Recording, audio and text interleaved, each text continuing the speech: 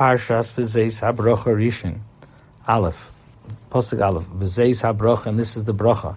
Asher berach Moshe Isha Elohim es bnei Yisrael, that Moshe, who's a man of God, blessed the Jewish children Lefnei Moshe before his actual death. Rashi says Vezot-Habrachah Lefnei Moshe. What does that mean? Samoch lemisasei, very close to his death. She'im le'achshav im masei. For if Moshe Rabbeinu is not going to do it now, when will he say what he's about to say to the Yidden? Pasuk Beis Vayimar, and he said, Adinoi misinei bo v'zarach ben seir lamei. Hashem came from Sinai and shined forth from Seir to them. Hifia mahar Paran, he appeared from the mountain of Paran, v'asa midr v'is and he came with some of the holy myriads. Miminoi, from his right hand, Eshtos lamei, was a fiery law for them. Rashi says, Vayimar Hashem misinei bo. Rashi says, Pasal tchila b'shivchei shamachim, v'achar kach pasal b'tzachim she'Yisrael. Moshe first started with blessing by praising Hashem, and then he addressed the needs of the Ubeshevach shepasal boi yesh b'askar schus to Yisrael, and the praise with which Moshe gave the Hashem mentions all the merits of a Yid. All this was a way of appeasement. Meaning to say, these people are worthy that a bracha should rest upon them.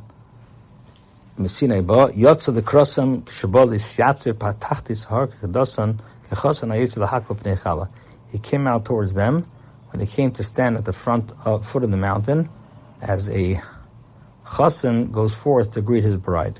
As it says, Moshe brought the people to Hashem. Limdanu kshyatzu kinegdem. We learn out from this that Hashem came out towards the Yidden. What does it mean, v'zarach mesir lamei? Why did he come from Seir? Shepasach livnei Esav shekablu satera v'lei ratzu. Hashem first offered the Torah to Esav, who dwelled in Seir, that they accepted the Torah, but they did not want to. He appeared lahem to the Yidden, mehar Paran, to Mount Paran, shahalach shamu pasach livnei Yishmael shekablu v'lei ratzu. Because he went there and offered the Yidden, the Yishmael, who dwelled in Paran, to accept the Torah, and they didn't want to. And he came to who? The Yisrael, to the Yidden. Midivres Kedesh, with some holy myriads. With Hashem were only some of the Malchei Asharis, but not all.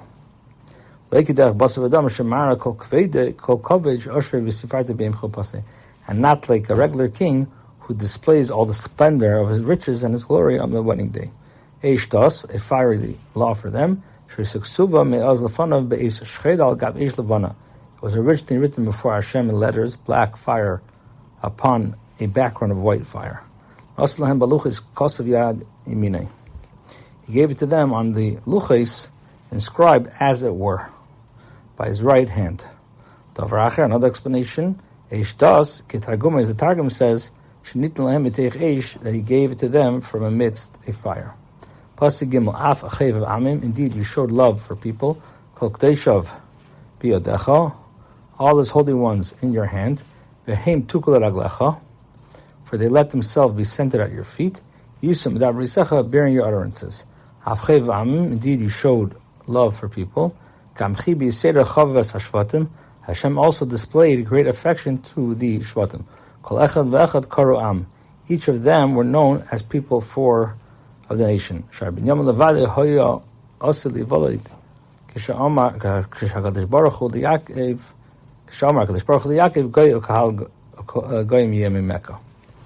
Binyamin was destined to be born when the Eibishter said to Yaakov, a nation and a multitude of nations shall come into existence from you. So we see that Binyamin alone was called a nation. The souls of the righteous which are hidden away with Hashem, but my Lord's soul shall be bound up in the bundle of life with the Lord your God. For they be centered at your feet. And the Yidden indeed were worthy of this. In other words, privileged to have their souls hidden away from Hashem. Because they placed themselves right in the middle of the bottom of the mountain at your feet. Tuku lashon pu'olei. Tuku is the passive word. Hu tafku l'teich magal yisecha. They placed themselves to be placed right in the middle, toich, between your feet. Yisam dabri secha, nasu aleim al terascha. They bore upon themselves the yoke of your Torah. Dabri secha, Rashi says, hamem bay karv li yisaid, may yishmael kol medaber elav ve'eshmas medaber elay, may mistaber elay. Afsem medaber secha, masha yisi medaber lashmin elim lahem tish. So it's more of a dikdok. Now, Vinklas tergim shay nesim. Unkla says they traveled according to the commandments. When we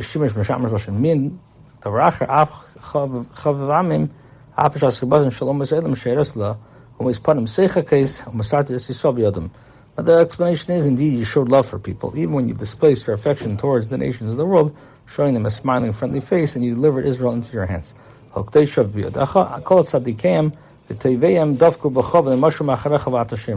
All the Yidden's righteous and good people clung to you. They did not turn away from you, and you guarded them. And they placed themselves right in the middle of the and entered beneath your protective shadow. And they gladly accepted your decrees and your laws. And these were the words. The Torah that Moshe commanded us is a legacy for the congregation of Yaakov. Rashi says, Moshe, we have taken hold of it and we will not forsake it. Pasuk, hey, but Yehi Yeshurun Melech, and he was a king in Yeshurun B'Isasiv Rasham. Whenever the sum total of the people were gathered, Yachad Shifti Yisrael, and the tribes of the Yidden were together. By Yehi HaKadosh Baruch Hu, this is Hashem, Yeshurun Melech, Tamid Al El Machusei Aleim. The yoke of Hashem's sovereignty was always upon them. B'Isasiv Rashi B'Chol Isasiv Rashi Cheshbon Asifasim, at every gathering, meaning whenever the number is gathered. Rashi Kisista Shleish Urin Elo Shavarchem.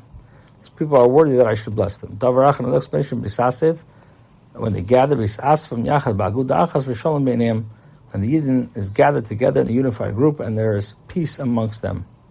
Hu Malcolm, Hashem is their king, V'Leik Yisheshem Machlekes B'Neim, and not when there is Machlekes amongst the Yidden. Yechidu Uvein V'Al Yom May Reuven live and not die. Misav Mispar, and may his people be counted in the numbers of Rashi says Yechidu Uvein B'Yom Hazeh. In this world, V'Yom is weird in Elam Haba. Not to be remembered the story of Bilah. Misav Mispar, and his people by counted in the number. Nimnan B'Min Yashar Achav. May Reuven be counted amongst the enumeration of the rest of the brothers. Dugmehi, similar to what it says. Vayishkav is Bilah, and lay with Bilah. Indicating that he was not excluded from. It says, and Reuven went and lay with Bilah, and Yaakov's sons were 12. It tells us that he was not excluded from the number of Yaakov's sons on account of this incident.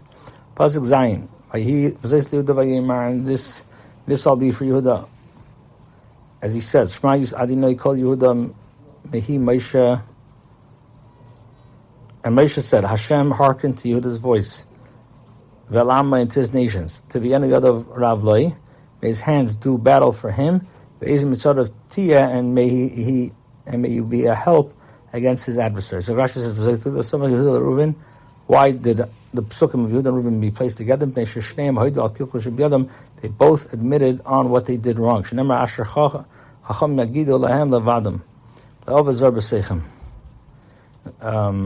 wise man have told to them alone, no stranger passed between them. Another explanation,